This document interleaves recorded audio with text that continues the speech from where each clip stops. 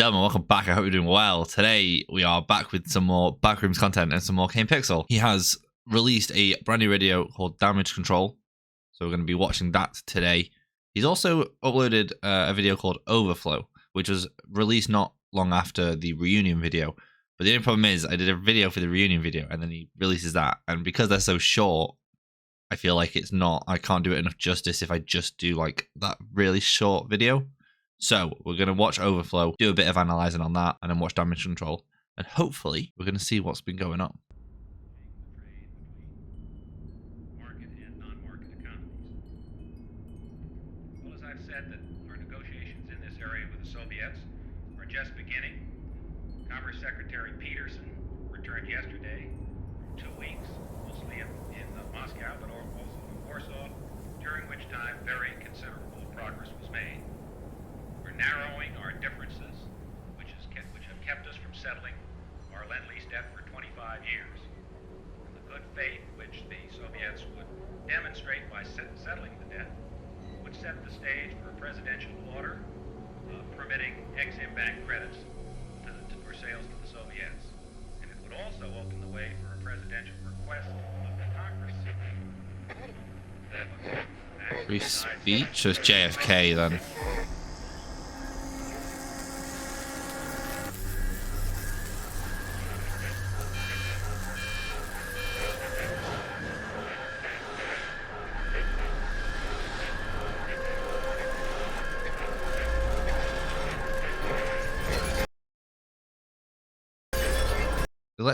The electronic properties of samples are found to be actually frequency independent over the frequency range. So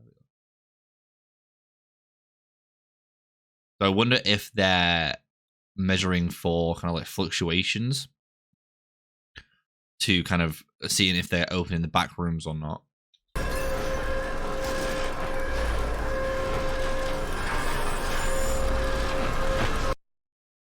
I feel like that name's going to be very, very important.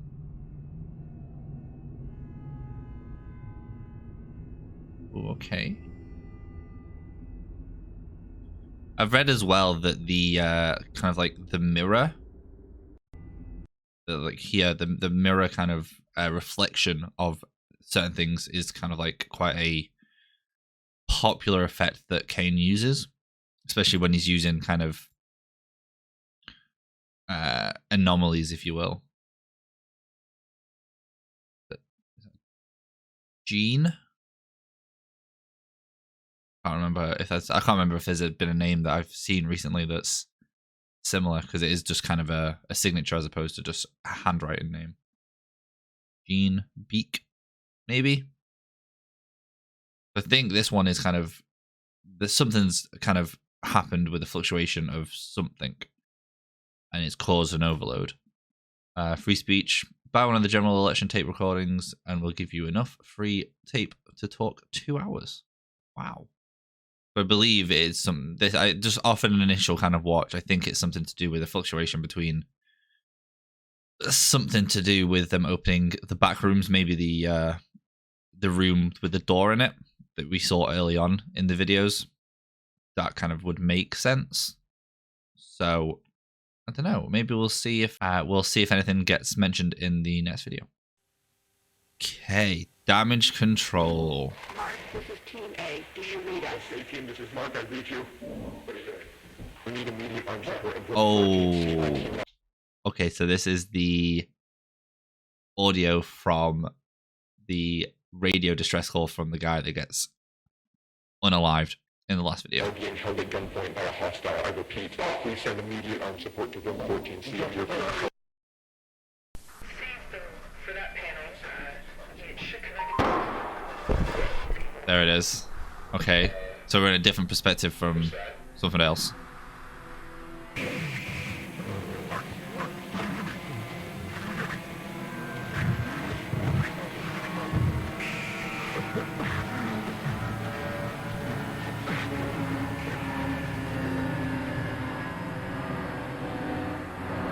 Whoa.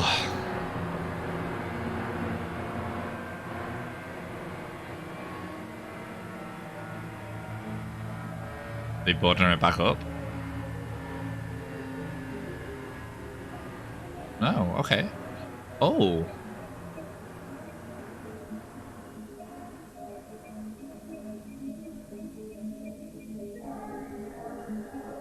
Oh. Okay.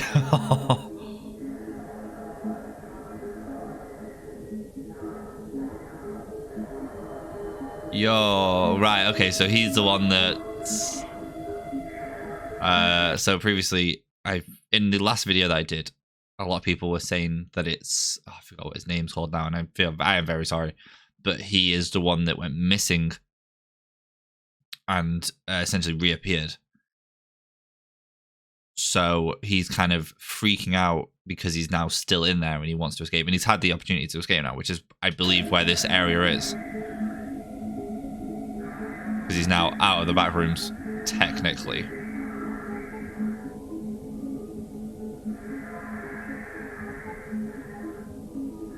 Oh, this is so sick.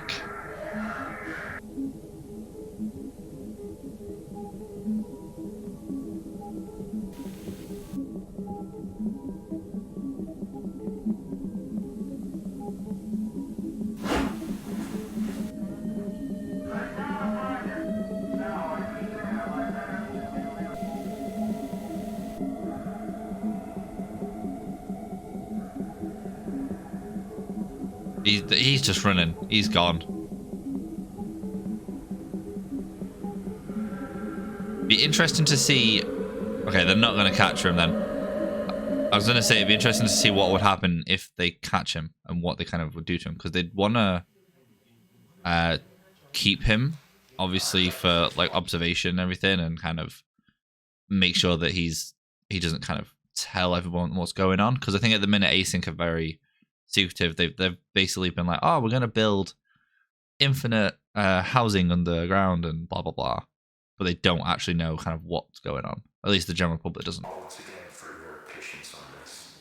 It has been a stressful 15 hours for all of us here, and while he cannot currently be with us, Dr. Beck sends his apologies regarding the numerous inconveniences caused by our decision to keep you here overnight. Now, it appears that the situation has reached a point of some stability. We're still looking into a few things, but I feel that we can now properly address what occurred without running into speculation. What happened last night should not have happened. Not here, not with us. What occurred was a gross misunderstanding that was the result of some severe information mismanagement. Even now, I believe most of you still have an incomplete idea of what took place last night. Before I fill you in, I need to address the fact that there has been information deliberately withheld from many of you on the project. Oh. Now, these choices were not made lightly and were done for only the best of reasons. However, I want to make it abundantly clear that following the events of last night, it has been proven to us that that method of conducting ourselves was not viable. So, I'm coming to you now to correct this mistake and begin delivering the authentic order of events as we understand them. On the morning of March 1st, a team of 4 researchers was sent into the complex to conduct a routine layout analysis. George Levy, Marvin Lee, Ronald McCarthy, and Peter Tench. At around 12:25 p.m., the group realized that they had lost track of Tench while traversing the previously accessed branch of hallways. As you will recall, this prompted an immediate withdrawal of response back to standard, followed by several days of significant search efforts. However, those ultimately yielded nothing, and as far as any of us were concerned, Tench had simply vanished, leaving no physical trace. So, just quickly, I believe in the I think it's the very first video, actually. He is the one that is Tench or whatever I think he's called. He's the one that I believe gets killed. If you remember on the very, very last kind of scene, if you will, he stops just before a very, very sharp drop and then turns around and then the entity is there. So I believe that's who they're talking about now. And then they should probably go into detail about what happened in the last video. Now, for obvious obvious reasons, that wasn't something that we could disclose to the public. So, roughly 2 weeks following his disappearance, our security team was forced to put together a more acceptable cause of death that would keep attention away from this institute and provide closure to the family. So, that is all close to common knowledge, I presume. Not all of you were with us at the time of the incident. However, you're certainly aware of the effects it has had on our internal procedures over the past few months. Regardless, that was where Tench's involvement in this came to an end. Or, at least, that's what we assumed. Because on May 8th, at approximately 5:30 p.m., a motion alert was sent out from the complex, which was closed off at the time. One of our senior engineers was sent down to assess the situation and discovered a male dressed in hazard gear who we were able to identify as Peter Tench. Yeah, okay, right. So they're using the surname. So yeah, Peter is, I believe the name that was used in the last video that people were commenting on, that I was like, it's somebody, and I can't remember what the name is. I believe it was Peter. So he is the one that obviously got separated. The camera is the one that got dropped down the kind of like shaft at the end of the first video. That then kind of appears back in the real world, if you will. And then he I think in the time that he's disappeared from, they built this area, which is why he's very confused and the alarms go off and all that kind of stuff. Immediately following this discovery, Tench was moved to a secure room on this floor. Yeah. Over the following days, a select group of doctors were able to administer a panel of tests in order to determine what had happened to Peter in the 2 months he had been gone. Yep. Those tests yielded very little useful information. By all measures, Peter appeared to be in excellent health. However, we were still provided one very useful tool in understanding how the situation unfolded from his perspective. Some of you may recall that on the day of his disappearance, Tench was his team's designated camera operator. Well, when we recovered him, he still had that camera in his possession. Oh, okay. And, in fact, had documented the entire ordeal. The footage will be presented in its entirety later today. However, for the purpose of this discussion, I will only be highlighting key events. Okay, interesting. This is the hallway where Peter was last seen. So yeah, if I remember correctly, he goes off. He turns a corner, I believe. I don't think he even goes far, and then everyone's gone, and then he starts panicking. But you can hear the others walking behind him. And then he gets lost. Now, as he approaches the bench on the right here, pay close attention to the audio. Guys, can you hear this? Yeah, because everyone just disappears. Thanos snaps. Gone. See you later. They're not dead. He just disappeared. He's just gone off somewhere.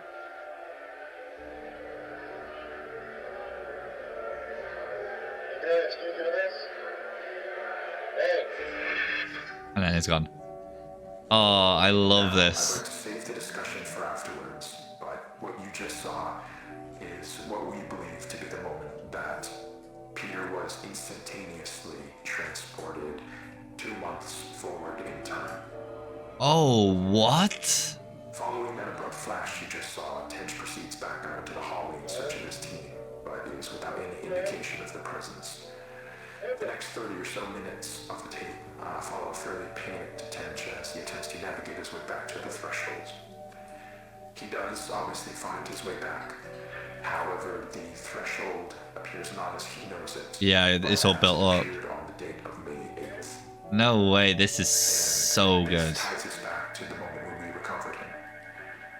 So, to summarize, from his point of view, he had only been inside the complex for several hours. Yeah. So to him, all of the new developments surrounding the threshold were completely foreign. Luckily, though, as I already mentioned, there were people available to manage the situation as it unfolded. And over the course of the following days, we were able to properly sit down with Peter and work with him to gain a collective understanding of what had happened. Ooh, okay. However, there was still the very significant fact that Mr. Tench was considered legally deceased as a result of the cover story. Oh. And reversing that would be no easy feat. He understood this and was willing to cooperate while we looked for a way to reintegrate him without raising suspicion. Unfortunately, though, that process ended up taking quite a bit longer than we had anticipated. and all the while Peter was sucked out here, waiting idly by.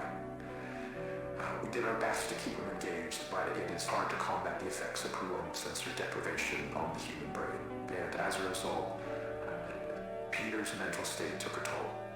Not to a degree that was outright concerning at first, but around the end of week 2, we noticed that he was starting to exhibit a number of behaviors common in patients diagnosed with paranoid schizophrenia. Oh, okay. We don't have reason to believe that Mr. Tench was afflicted with that condition. Whatever the case, while he didn't express it outright, from what we could gather, he appeared to have deluded himself into believing that he was still inside some sort of illusion created by the complex, and that we were secretly looking to do him harm.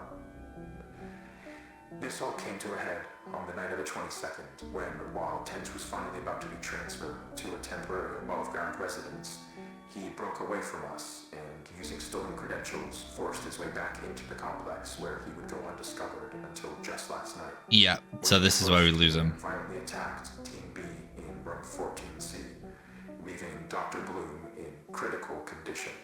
Oh, so he didn't die then? We can presume that during the 2 or so days Tench spent in the complex, he let go of the idea that he could somehow escape through an alternate threshold, but still held on to the belief that all of us here were working to trap him in some way, despite our actions saying exactly the opposite. Immediately after firing a single shot from the Remington 870 to Dr. Bloom's side, Tench fled the scene and headed to the threshold outpost, where he would turn the weapon on several more of you while progressing into standard and through the lower offices. Given the abrupt and chaotic nature of the unfolding situation, it took our security team several moments longer than it ideally should have to figure out what was happening. But thankfully, while Tench was passing through one of the empty labs next to storage, Dr. Maxwell was able to act quickly and managed to disarm him. Ooh, okay. Discharging the weapon into the ceiling in the process, though. However, Tench still managed to avoid apprehension, fleeing into the maintenance wing and evading our security staff by taking the freight elevator to the surface. Now, this situation could have played out very badly, given the potential number of witnesses around the building at the time. But luckily for everyone involved, as far as we can tell, Tench was not noticed as he exited the property. Around 5 minutes later, our security team made it to the ground floor and began a thorough sweep in the direction of the hillside where cameras had last observed Tench. Now, there's no easy way to say this other than to just say it. I am terribly sorry to inform you all, but Mr. Tench was found deceased halfway down the hillside. Oh The no. result of an extreme blow to the head. It appears that while he was running through some brush, he failed to anticipate a sudden dip in the ground and tragically fell forward into a large rock. Given the circumstances, it was not something any of us could have anticipated or prevented. The tragedy of the entire situation undoubtedly remains. That's a lie. Dr. Tench, regardless of how troubled he was in his final days, was a brilliant man who gave his all to this project. He would certainly not want us hindering it in his name.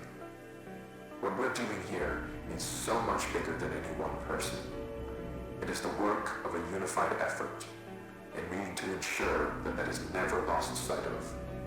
That we hold on to the pre-established notion that Peter is and has been deceased. That is done, and there is nothing more to be extracted.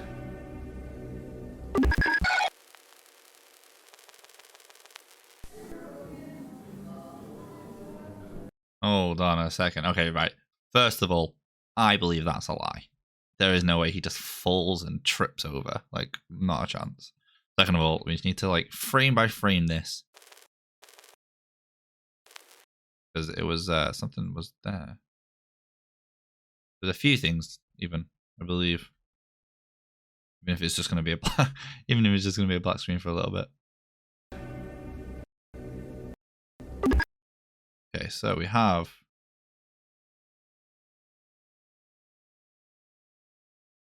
some. Okay, that looks like. Could that be him? Maybe. This looks. Oh, this looks like the kind of like office where they're having that meeting that's currently going on, and they've just been told, and they're kind of a bit distressed. An office that's very cluttered. Not much to go off with that.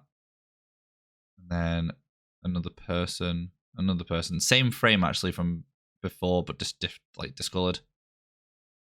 And then somebody else in a backpack.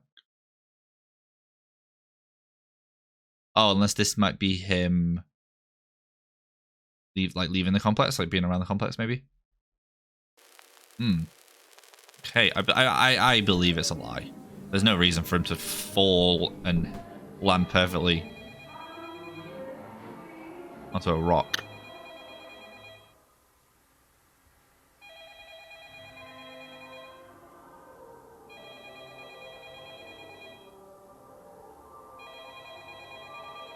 Somebody going to answer that or no?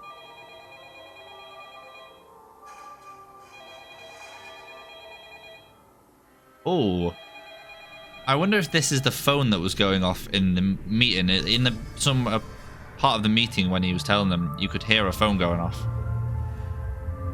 And it also looks like there's a lot of stuff going on. Interesting. Okay. So basically, they've just kind of I don't know what this motion is. He's basically collected all the information of the past few videos and basically told a few members of staff kind of what's happened, because clearly a lot of things have gone on to the point where he's had to kind of sit down and be like, look, shit's gone west. This is what's happened. I don't fully believe the escape story, simply because finding somebody deceased, as they put it, because he fell because he didn't anticipate a drop and hit a rock. It could happen, sure. Like, it's not an unlikely story, but I just don't see it. I don't see that happening, especially when they know how fragile he is and all the kind of like mental issues he's had. It just doesn't make sense, really. At least not to me. This was a very, very good video, though. I really enjoyed this video. Simply because it gives you a part of like a new story. Like you kind of see this part in here where he's initially escaping and you're kind of like, oh, what's happening? And then he goes on to tell you kind of from the beginning about Peter and kind of what he did, what happened to him, and all that kind of stuff. Because from obviously I've now covered like every video that he's released on the Backrooms. Watching it from the start till now, trying to piece it all together is a bit of a kind of like head mess, just because there's a lot of dates, there's a lot of names, there's little things that you need to kind of keep track of. So for this video to kind of collectively bring it all together is very, very good. And it's just so well made. Like the fact that I believe the majority of this is animation based. I don't believe it's kind of real person, unless it is physically. You can tell that it's a real person. All of this kind of is there's a scene here. I believe this is all like animations, things like that, which is why obviously it'll take him months to kind of make stuff. But I'm so invested in this, man. It's insane. The 26th of the 5th, 1990. That I feel like that date is going to be kind of quite key. There is no other video though. There's no kind of like secret video or anything like that. So I wonder where it's going to go next. I don't really know. There is no kind of hint. There is this call, which I believe is kind of, you can hear it very slightly in the background. Alternate after finding abrupt accident caused death. Easy was found while he was stand after understanding it back to the over the course. At some point you can hear it. But I love this. This scene here is really cool. This is really interesting, to be fair. So they basically mapped out where he went in, and I believe they're gonna try and replicate the anomaly. Because why he got teleported 2 months in advance by simply walking down a corridor doesn't really make sense. So it's just so good, man. Oh my god. That being said, ladies and gentlemen, we're gonna leave it here on the cliffhanger of the phone. I believe this will be the next kind of topic, if you will, that he's going to go on to. But with that being said, ladies and gentlemen, if you guys want to watch it yourself, as always, I will leave a link to Kane's channel and the video down below. If you enjoy the backroom content, make sure to leave a like. Let me know what your thoughts are on this, because it seems like a lot of you know what you're talking about, whereas I'm just a very basic enjoyer of this. With that being said, stay out of the backrooms.